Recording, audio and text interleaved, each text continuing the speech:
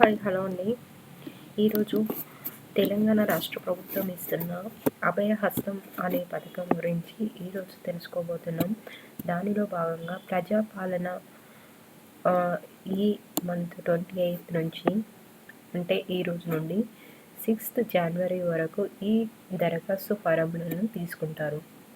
దీంట్లో భాగంగా మనకి మహాలక్ష్మి, రైతు భరోసా, గృహజ్యోతి, ఇందిరమ్మ ఇండ్లు, చేయూత పథకం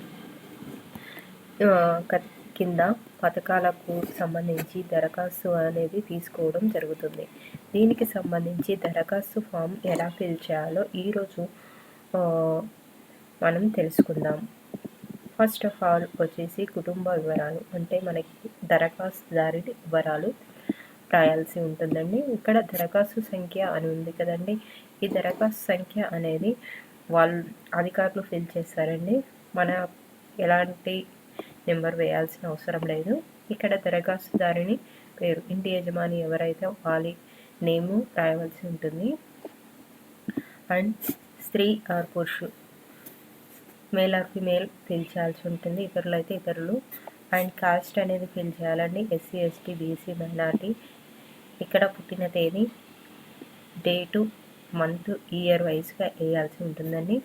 తర్వాత ఇంటి యజమాని ఆధార్ నెంబర్ ఫిల్ చేయాలి. తర్వాత రేషన్ కార్డ్ నెంబర్, తర్వాత మొబైల్ నెంబర్ అనేది ఫిల్ చేయాల్సి ఉంటుంది. అండ్ ఇంటి యజమాని వృత్తి కూడా ఇక్కడ ఫిల్ చేయాల్సి ఉంటుంది. అలాగే ఇంటి యజమాని ఫోటో కూడా ఇక్కడ పేస్ట్ చేయాల్సి ఉంటుందండి. అలాగే కుటుంబ సభ్యుల వివరాలండి. కుటుంబంలో ఎంతమంది అయితే ఉంటారో వాళ్ళ నేము, దరఖాస్తుదారునితో సంబంధం ఏంటి, అంటే రిలేషన్ ఏంటి, అండ్ స్త్రీ ఆర్ పురుషుడు పుట్టిన తేదీ, ఆధార్ నెంబర్ అనేవి ఈ బాక్స్లో మనం కంప్లీట్గా ఫిల్ చేయాల్సి ఉంటుందండి. తర్వాత వచ్చేసి ఇక్కడ మన ఇంటి నెంబరు, మున్సిపాలిటీ, వార్డ్ నెంబరు, మండలం, జిల్లా, అడ్రస్ అనేది ఇక్కడ ఫిల్ చేయాలండి. దాని తర్వాత మనకి అభయహస్తంలో భాగంగా ఉన్న గ్యారంటీల గురించి మనకి ఏవేవైతే ఎలిజిబిలిటీ ఉన్నాయో వాటిని టీచ్ చేసామండి. ఫస్ట్ వచ్చేసి మహాలక్ష్మి పథకం అండి. దీంట్లో ప్రతి నెల 2500 ఆర్థిక సహాయం వస్తుంది అనుకునే వాళ్ళు ఇక్కడ టిక్ మార్క్ అనేది చేయండి. దెన్ ఆఫ్టర్ 500కి గ్యాస్ సిలిండర్ మీద కూడా కనెక్షన్ టిక్ చేయండి. అండ్ గ్యాస్ కనెక్షన్ నెంబర్ ఇవ్వాల్సి ఉంటుంది ఇక్కడ. అండ్ సరఫరా చేస్తున్న కంపెనీ పేరు, లైక్ హెచ్పిఆర్, ఇండియన్ గ్యాస్, ఏదనేది ఇక్కడ మెన్షన్ చేయాల్సి ఉంటుందండి. అలాగే సంవత్సరానికి మనం వినియోగిస్తున్న గ్యాస్ సిలిండర్ల సంఖ్య ఇక్కడ వేయాల్సి ఉంటుందండి. ఎన్ని గ్యాస్ సిలిండర్లు మనం సంవత్సరానికి ఉపయోగిస్తున్నాం. సో ఇదండి ఇక్కడ మహాలక్ష్మి పథకంలో మనం ఫిల్ చేయాల్సింది. అలాగే రైతు భరోసా పథకం, రైతులకు ప్రతి ఏటా ఎకరానికి 15,000 కావాలనుకునే వాళ్ళు రైతు అయితేనేమో ఇక్కడ టిక్ చేయండి, కౌలు రైతు అయితే ఇక్కడ క్లిక్ చేయాలండి. అలాగే పట్టాదారు పాస్ పుస్తకం నెంబరు ఇక్కడ రాయాల్సి ఉంటుందండి.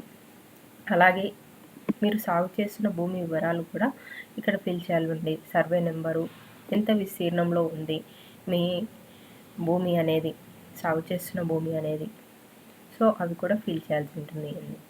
అలాగే వ్యవసాయ కూలీలకు కూడా 12,000 అనేది ఇవ్వడం జరుగుతుందండి. కూలీలు అయితే ఇక్కడ టిక్ మార్క్ చేసి వాళ్ళకి సంబంధించిన ఉపాధి హామీ కార్డు ఉంటుంది కదండి, దాని నెంబర్ అనేది ఇక్కడ ఇవ్వాల్సి ఉంటుంది. అలాగే ఇందిరమ్మ ఇండ్లు పథకం, ఇల్లు లేని వారు అర్హులైన కుటుంబానికి ఇంటి నిర్మాణానికి ఆర్థిక సహాయం అనేది కూడా చేస్తున్నారండి. దానికి సంబంధించి ఇక్కడ టిక్ మార్క్ చేయాల్సి ఉంటుంది. అలాగే అమరవీరులు మరియు ఉద్యమకారులకు 250 చదరపు గజాల ఇంటి స్థలం ఇస్తున్నారండి. ఇక్కడ అమరవీరుల కుటుంబం అయితే ఇక్కడ టిక్ చేయాల్సి ఉంటుంది. వాళ్ళ పేరు, అమరులైన సంవత్సరం, FIR number, death certificate number అనేవి ఇక్కడ పొందుపరచాల్సి ఉంటుంది.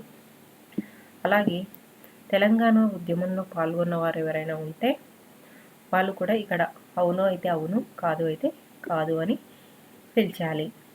ఏదైనా ఎఫ్ఐఆర్ ఫిల్ అయి ఉంటే ఆ నెంబరు, సంవత్సరం అనేది ఇక్కడ మెన్షన్ చేయాలండి.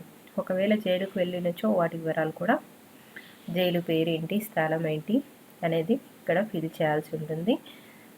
ఎన్ని నెలలు ఎన్ని సంవత్సరాలు శిక్ష పడింది అనేది కూడా ఇక్కడ ఫిల్ చేయాలండి.